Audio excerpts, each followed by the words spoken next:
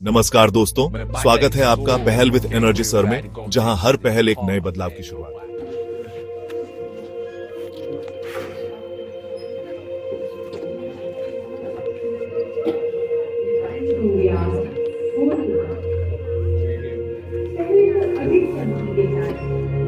एक फैशन जमाने लगे हैं।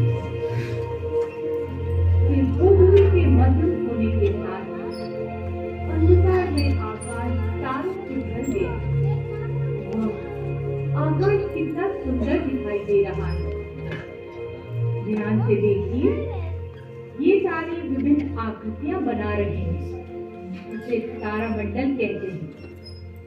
चलिए अब हम कुछ जाने पहचाने तारामंडल को देखते हैं।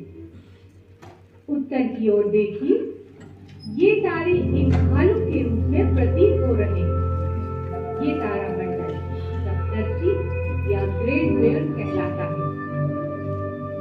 ये 7 तारे भारतीय पौराणिक कथा के 7 महान ऋषि हैं। रथ, पुलह, अत्रि, अंगिरा, वशिष्ठ और मारीच।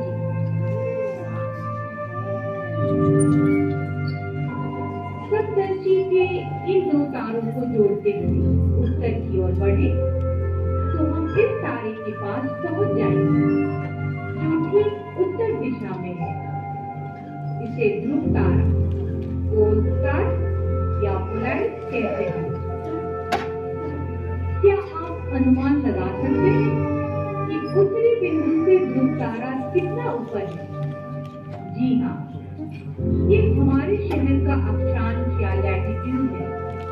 यानी प्रयागराज में ध्रुव तारे को हम उत्तरी क्षितिज से 25.5 अंश के ऊपर पाते हैं।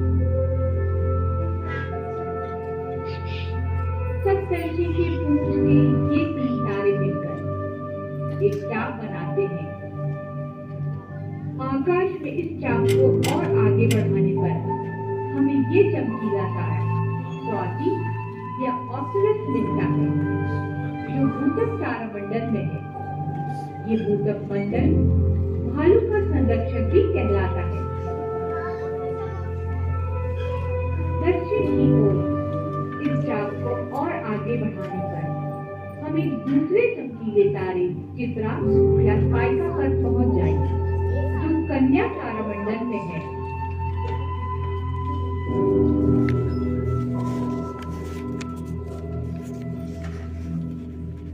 चलिए अब पूर्व दिशा की ओर देखते हैं। ये 3 चमकीले तारे रेवा, डैनब और ऑल्टेयर, जो मिलकर एक त्रिभुज की आकृति बना रहे हैं। इसे ग्रीष्म स्पॉट या समर ट्रायंगल कहते हैं। अब दक्षिण में थोड़ा नीचे की ओर एक सुंदर तारामंडल को देखिए। ये है वृश्चिक। ये लुभावना लाल तारा ज्येष्ठा या एंटरिस है, जो लहू के लाल रंग के समान दिखाई देता है। आइए अब एक तेज गति वाले वायुयान से ज्येष्ठा के निकट चलते हैं।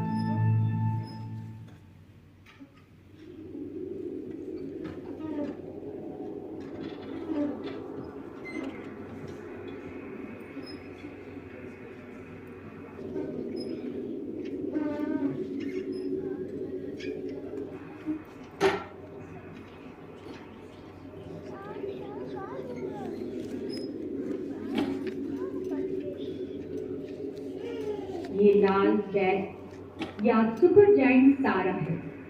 उसका व्यास हमारे सूर्य से 700 गुना अधिक है। अगर इसे हम सूर्य के स्थान पर रख दें तो ये मंगल ग्रह और पृथ्वी की कक्षा को निगल लेगा, जिससे हमारी पृथ्वी का अस्तित्व ही नहीं रहेगा। क्योंकि तारे हमसे बहुत दूर हैं, इसलिए आकाश में हम इन्हें छोटे छोटे बिंदुओं के रूप में ही देख पाते हैं।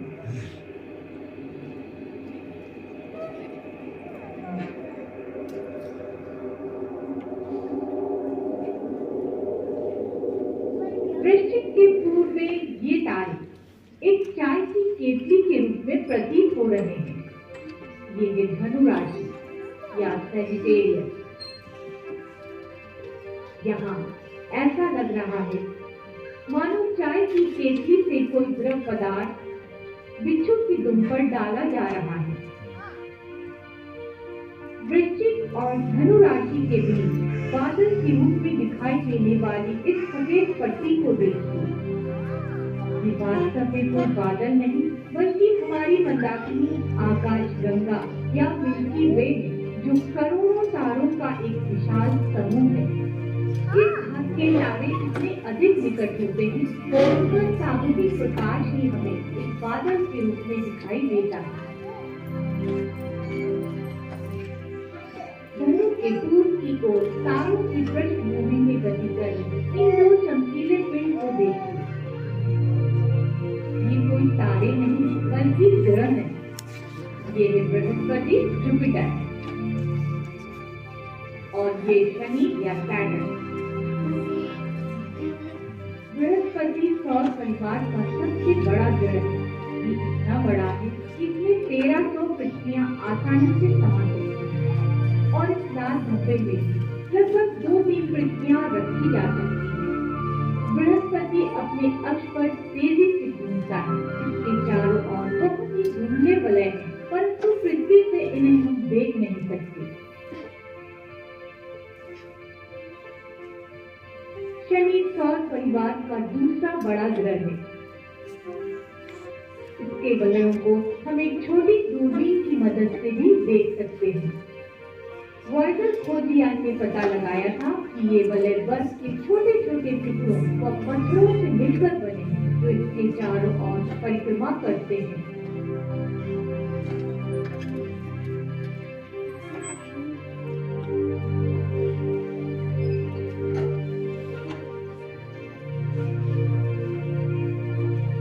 कन्या, वृश्चिक और धनु ये 12 राशि चक्र के ही भाग हैं।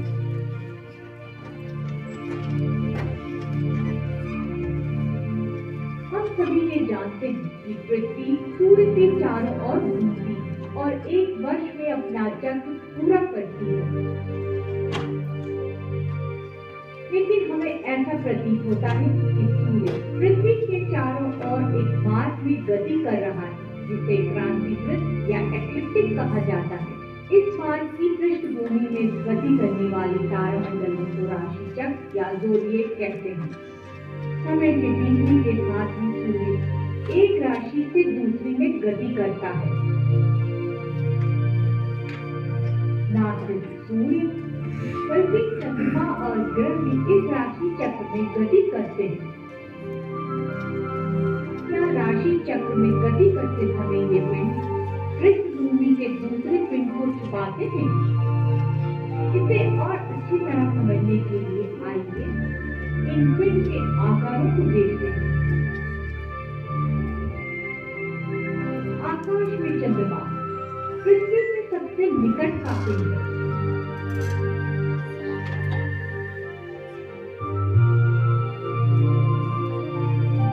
फिर आते हैं ग्रह, सूर्य और तारे। पृथ्वी व सूर्य के बीच बुध और शुक्र ग्रह है। सूर्य हमसे चौथा निकटतम पिंड है।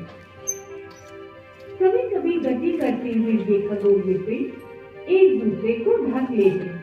ऐसा लगता है मानो ये पिंड लुका छिपी कर रहे हैं।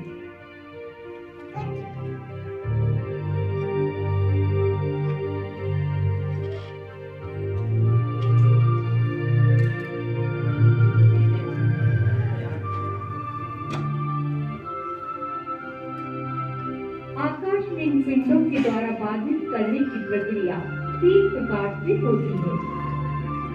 अगर एक छोटा खगोलीय पिंड एक बड़े पिंड के सामने से गुजरता है तो ये पारगमन या ट्रांजिट है।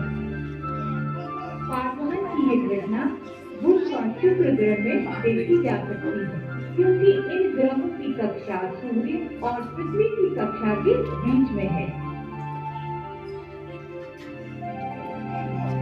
लेकिन अगर एक छोटा पिंड एक बड़े पिंड के द्वारा ढक जाता है तो उसे उपभ्रमण या ऑक्लटेशन कहते हैं। इसे हम इस प्रकार भी समझ सकते हैं, सूर्य या चंद्रमा का किसी तारे व ग्रह के आगे से गुजरना ऑक्लटेशन की घटना है। शुक्र ग्रह का चंद्रमा के साथ उपभ्रमण बहुत ही सुंदर दृश्य प्रस्तुत करता है। इस कारण उस छोटे पिंड को कुछ समय के लिए हम आकाश में देख नहीं पाते।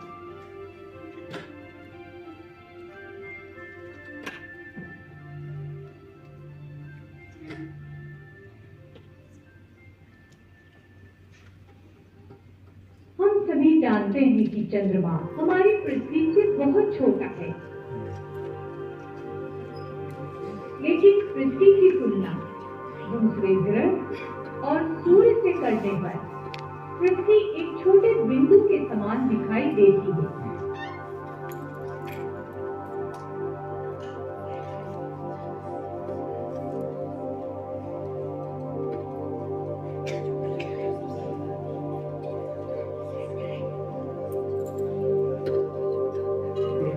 यदि हम गणना करें तो हमारे सूर्य के अंदर लगभग 6,40,000 चंद्रमा समा जाएंगे। अब आप स्वयं समझ सकते हैं कि चंद्रमा कितना छोटा है, लेकिन आकाश में सूर्य और चंद्रमा का आकार लगभग एक समान प्रतीत होता है, क्योंकि दोनों खगोलीय पिंड का वास्तविक आकार उनकी दूरी से तुलना करने पर एक समान आकार में ही दिखाई देता है। ये केवल संयोग है।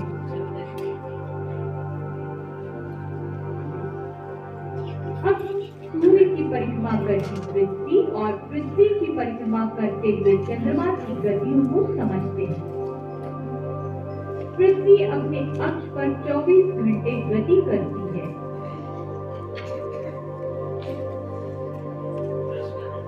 इस कारण पृथ्वी का जो भाग सूर्य के सामने रहता है वहां दिन और दूसरे आधे भाग में रात होती है।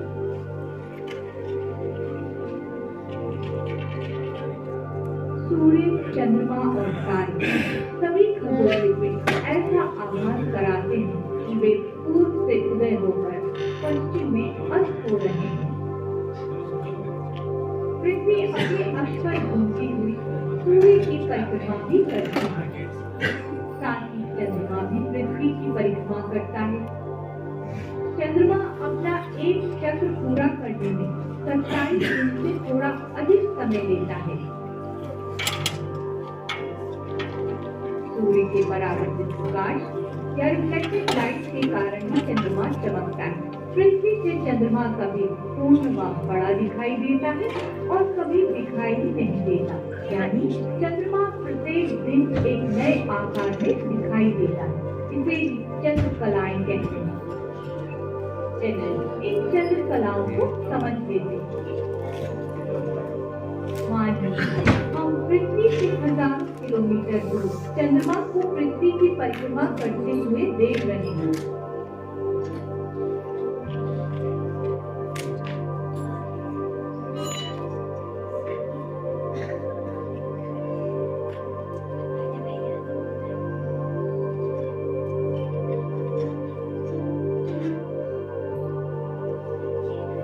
अगर चंद्रमा पृथ्वी और सूर्य के बीच है तो चंद्रमा का पृथ्वी की ओर वाला भाग अंधकार में रहता है, इसलिए उस भाग को हम देख नहीं सकते। इस अवस्था को अमावस्या या न्यू मून कहते हैं।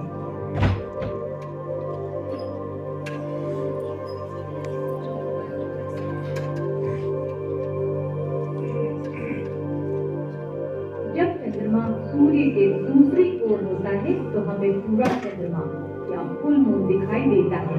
ये है पूर्णिमा।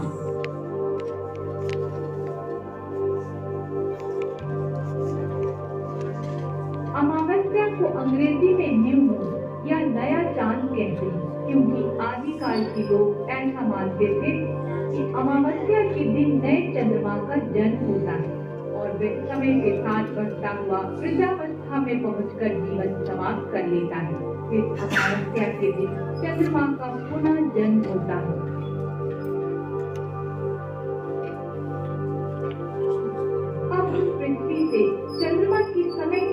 बदलती हुई विभिन्न कलाओं को देखते हैं जो अमावस्या के साथ शुरू होती है। अमावस्या के 2 दिन के बाद सूर्यास्त के उपरांत गोधूली बेला के समय आकाश में एक सुनहरा पतला वक्र प्रकाश दिखाई देता है। ये है दूज का चांद या क्रीसेंट मून। समय के बीतने के साथ ही चंद्रमा पश्चिम दिशा में ऊपर की ओर गति करता हुआ आकाश में बढ़ता जा रहा है। अमावस्या के 1 सप्ताह बाद सूर्यास्त के समय चंद्रमा याम्योत्तर मेरिडियन के पास अर्धवृत्त आकार में दिखता है। गति करता हुआ चंद्रमा पूर्व दिशा की ओर अर्धाधिक या विपत्त मुख के रूप में दिखाई देता है।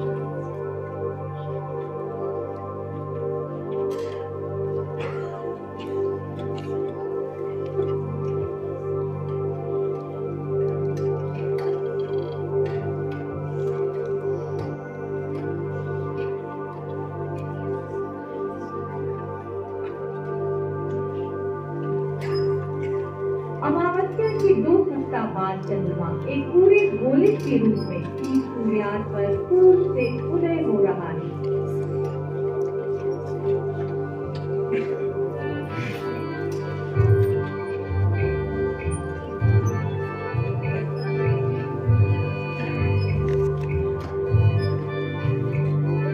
ये पूर्णिमा का चांद जो अपनी ठंडी रोशनी के साथ पूरी रात चमकता हुआ ठीक सूर्योदय के समय अस्त हो जाता है। इसे चौदहवीं का चांद भी कहते हैं।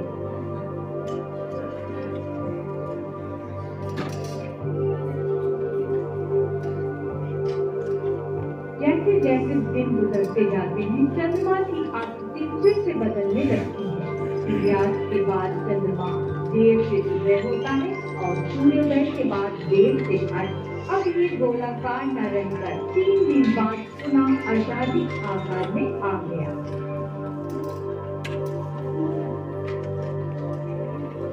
घटनाक्रम के अनुसार पूर्णिमा के 1 सप्ताह बाद ये चंद्रमा आधी रात को उदय होता है और सूर्योदय के समय याम्योत्तर रेखा के पास दिखाई देने लगता है। चंद्रमा पुनः अर्धवृत्ताकार हो जाता है।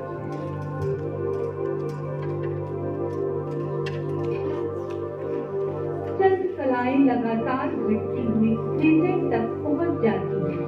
अब ये सूर्योदय से कुछ ही पहले उदय होकर बारिश होता हुआ पूरे समय के लिए अदृश्य हो जाता है। चंद्रमा दोबारा अमावस्या की स्थिति में पहुंचकर चंद्र कलाओं का अपना ये चक्र दोहराता है।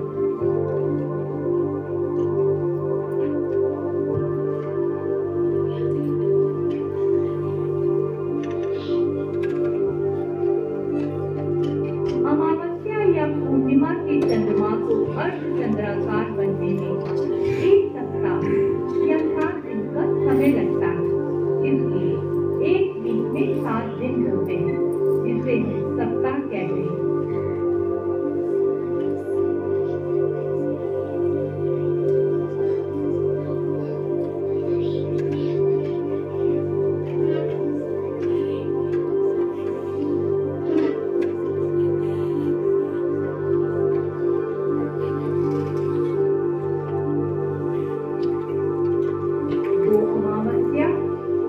पूर्णिमा के बीच का समय 30 दिन से थोड़ा कम होता है। समय की इस अवधि को 1 माह कहा जाता है। मंत्र शब्द को मूल से ही दिया गया है। इन चंद्र कलाओं से कैलेंडर या पंचांग का निर्माण हुआ। विभिन्न धर्मों में मनाए जाने वाले त्योहार इन चंद्र कलाओं से ही जुड़े होते हैं। कभी कभी एक ही माह में 2 पूर्णिमा होती है। ऐसी स्थिति में उस माह का दूसरा पूर्ण चंद्रमा न्यू मून कहलाता है। चंद्रमा नीला नहीं दिखाई देता, ये सिर्फ एक शब्दावली है।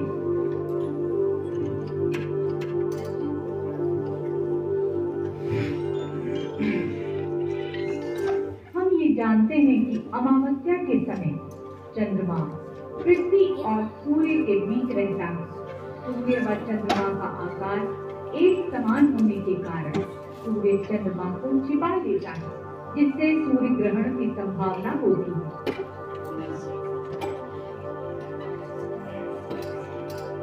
इसी प्रकार पूर्णिमा के समय जब पृथ्वी चंद्रमा और सूर्य के बीच में आ जाती है और उसकी छाया चंद्रमा पर पड़ती है, तो पृथ्वी से देखने पर चंद्रमा हमें ग्रहण युक्त दिखाई देता है। इसे चंद्र ग्रहण या लूनर एक्लिप्स कहते हैं। लेकिन ध्यान देने वाली बात यह है कि प्रत्येक पूर्णिमा व अमावस्या को ग्रहण नहीं होगा। ग्रहण के लिए आवश्यक है कि तीनों खगोलीय पिंड सूर्य, पृथ्वी और चंद्रमा एक सीधी रेखा में है।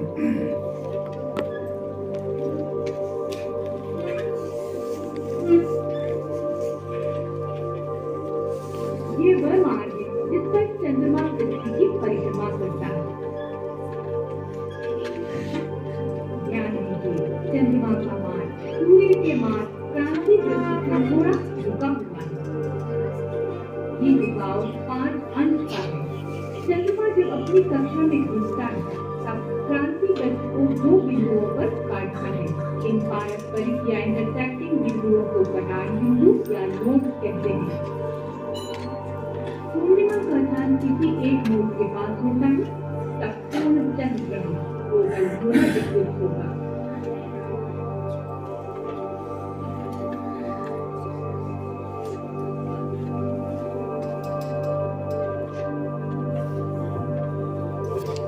और जब अमावस्या का चांद किसी एक नोड के पास रहता है तो पूर्ण सूर्य ग्रहण टोटल सोलर एक्लिप्स होगा।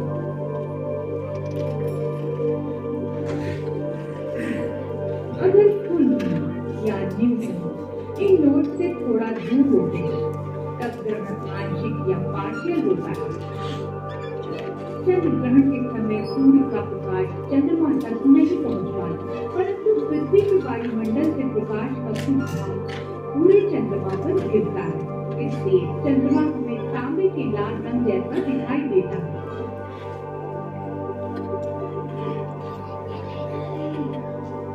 पृथ्वी चंद्रमा से बहुत बड़ी है, इसलिए पृथ्वी की छाया पट में पूरा चंद्रमा आ जाता है। चंद्र ग्रहण पृथ्वी के उन सभी स्थानों से दिखाई देता है जहाँ उस समय चंद्रमा दिख रहा होता है। चंद्र ग्रहण देखने के लिए आवश्यक फिल्टर की जरूरत नहीं होती है। इसे पूरी आंखों से भी देखा जा सकता है।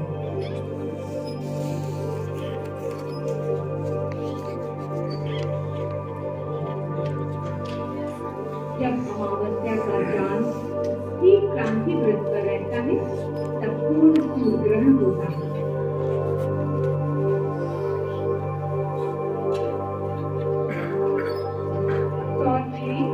या सोलर पूर्णिमा पूर्ण सूर्य ग्रहण का सबसे सुंदर भाग है, जो केवल पूर्णता या टोटलिटी के समय सूर्य के चारों ओर दूर तक फैला हुआ दिखाई देता है। साथ ही डायमंड रिंग का बनना भी पूर्णता के समय एक अद्भुत दृश्य प्रस्तुत करता है।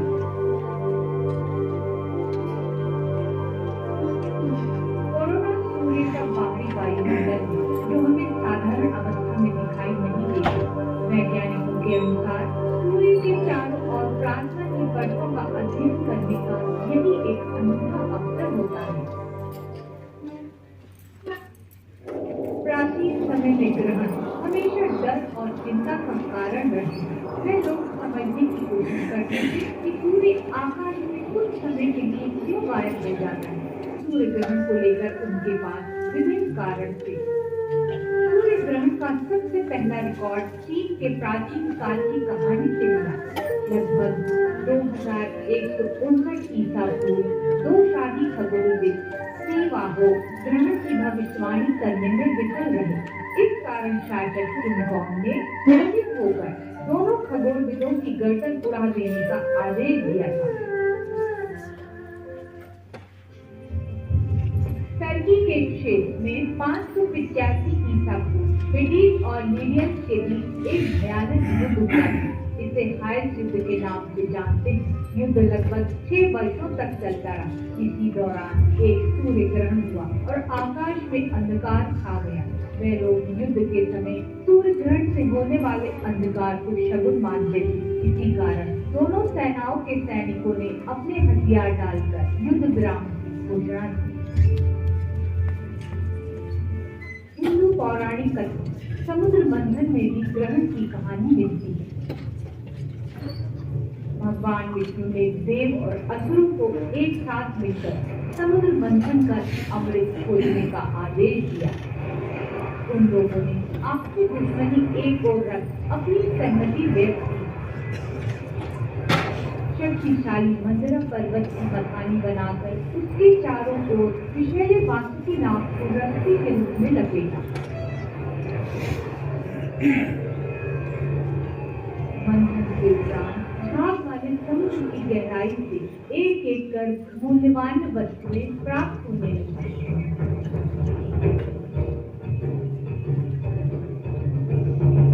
फिर एक चमत्कारी क्षण में अशांत सागर से अमृत कलश बाहर आ गया।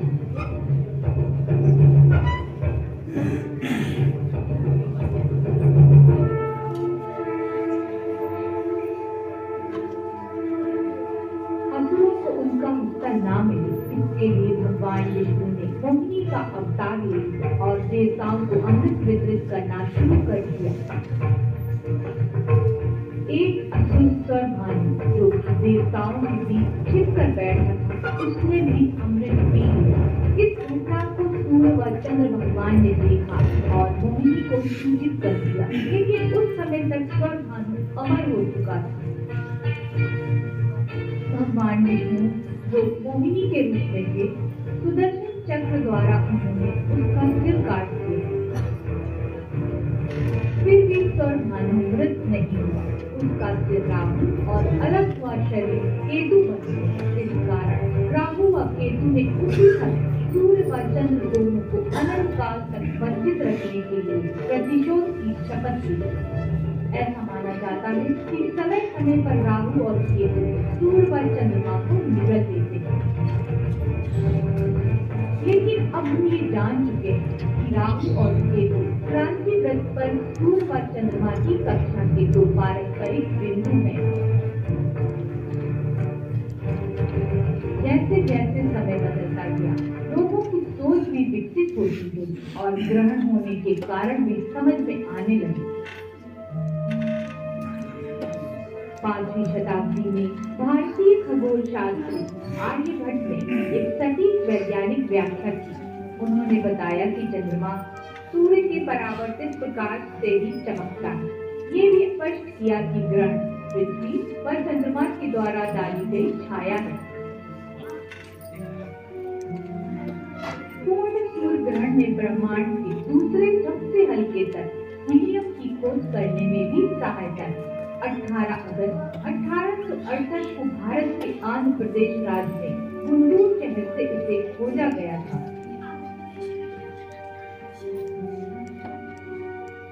प्रसिद्ध वैज्ञानिक अल्बर्ट आइंस्टीन के कथनानुसार प्रकाश की किरण जब किसी तारे के निकट आती है तो गुरुत्वाकर्षण के कारण मुड़ जाती है। इस आविष्कार को आइंस्टीन के सापेक्षता का सिद्धांत थ्योरी ऑफ रिलेटिविटी कहा जाता है। आम दिनों में हम सूर्य व दूसरे तारों को एक साथ नहीं देख सकते।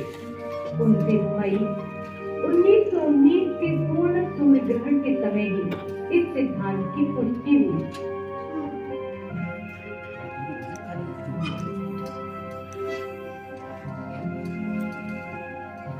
इतनी अधिक जानकारियां प्राप्त करने के बाद चलिए हम एक काल्पनिक यात्रा पर कुरुक्षेत्र चलते हैं। इसे धर्मक्षेत्र भी कहा जाता है। ये एक पवित्र स्थान है, भगवद गीता की भूमि है, जहाँ महाभारत का युद्ध हुआ था।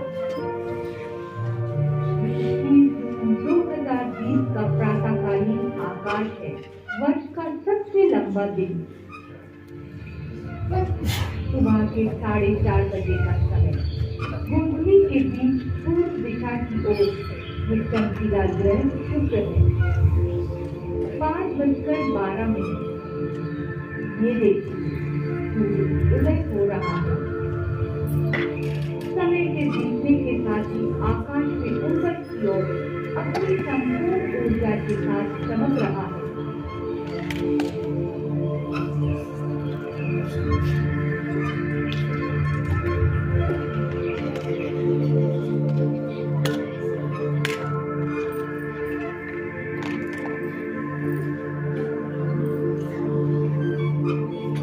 अब 10:21 हो चुके हैं।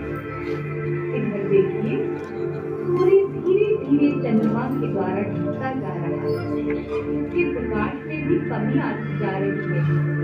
सूर्य ग्रहण को कभी भी कोई आंखों से नहीं देखना चाहिए। ग्रहण देखने के लिए मोबाइल फिल्टर फिल्म कैमरा की भी मदद लेना आवश्यक होता है। याद रखिए आंखों के लिए सूर्य घातक है, ग्रहण नहीं। दोपहर के 12:01 हो रहे हैं। सूर्य आकाश में अधिक ऊंचाई पर है, चंद्रमा से ढका हुआ। अरे ये ना तो पूर्ण है ना ही आंशिक, ये है वलयाकार सूर्य या एनुलर सोलर इक्लिप्स। इस ग्रहण के समय चंद्रमा पृथ्वी से दूर रहता है और आकार में सूर्य से थोड़ा छोटा। चंद्रमा की शक्ति सूर्य को पूरी तरह से ढक नहीं पाती, इसलिए सूर्य का प्रकाश एक वलय या रिंग के रूप में चंद्रमा के किनारों से चमकता हुआ दिखाई दे रहा है, जिसे रिंग ऑफ फायर कहते हैं। सूर्य इतना अधिक चमकीला तारा है कि इसकी 99% शक्ति ढक जाने के बाद भी प्रकाश हम तक पहुंच रहा है। ये ना तो दिन ना रात ना ही गोपनीय का प्रकाश, इसे व्यक्त करने के लिए कोई शब्द नहीं। वाह क्या सुंदरता है! आपने ऐसा नजारा जीवन में कभी देखा है? समय के बीतने के साथ ही सूर्य पुनः आकार में बढ़ता जा रहा है। जहाँ ग्रहण देखने वाले इस नजारे को देखकर उत्साहित होते हैं, वहीं धार्मिक लोग पवित्र स्नान और पाठ पढ़ने में व्यस्त रहते हैं। दोपहर बाद 1:47 पर चंद्रमा सूर्य को पूर्ण रूप से पार कर चुका है, यानी ग्रहण समाप्त हो गया। इस पूरे ग्रहण का कुल समय 3 घंटा 26 मिनट है। वलयाकार ग्रहण सिर्फ 38 सेकंड तक ही था। यह 38 सेकंड का समय बहुत ही मनोहारी रहा। ग्रहण के दौरान पृथ्वी के घूमने और चंद्रमा के परिक्रमा से पृथ्वी के मान पर चंद्रमा की जो छाया बनी वह लगभग हजारों किलोमीटर लंबी और 21 किलोमीटर चौड़ी। ये वलयाकार ग्रहण केवल इस पृथ्वी से ही देखा जा सका। भारत के जिन स्थानों से वलयाकार ग्रहण दिखाई दिया वे स्थान हैं उत्तराखंड में देहरादून, चमोली, जोशी, हरियाणा में सिरसा और राजस्थान में सूरत। देश के अन्य स्थानों में ग्रहण आंशिक था। प्रयागराज में सूर्य का केवल 78% भाग चंद्रमा की शक्ति से छिपा था। ग्रहण की अवधि निर्भर करती है पृथ्वी व चंद्रमा के परिक्रमा मार्ग से उनकी स्थिति पर। पूर्ण सूर्य ग्रहण की अधिकतम अवधि 7 मिनट 30 सेकंड तक ही हो सकती है। पृथ्वी पर प्रतिवर्ष औसत 4 ग्रहण होते हैं। हर ग्रहण 18 साल 11 दिन और 8 घंटे के अंतराल के बाद पुनः दोहराते हैं। किसी एक ही स्थान पर सूर्य ग्रहण लगभग 350 वर्षों में दोबारा दिखाई देता है। ग्रहण की इन गणनाओं से इतिहास की स्थिति निर्धारण में भी हमें सहायता मिलती है। आप ये बात शायद जानते हैं, महाभारत में होते थे जब अर्जुन ने जयद्रथ का वध किया था।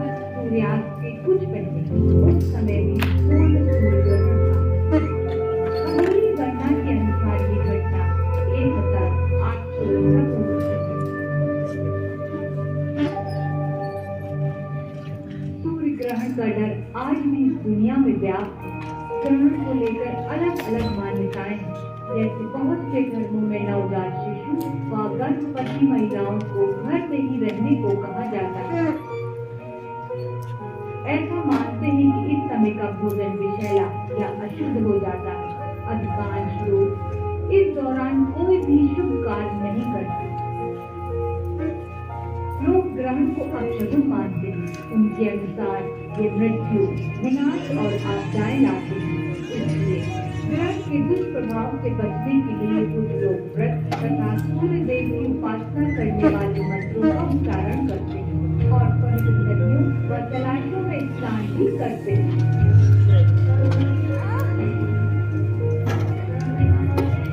दुनिया भर के वैज्ञानिकों ने अपशगुन के दावों को गलत बताया। ग्रहण मनुष्य या वातावरण को प्रभावित करते हैं, इस बात की कोई भी वैज्ञानिक प्रमाण नहीं है।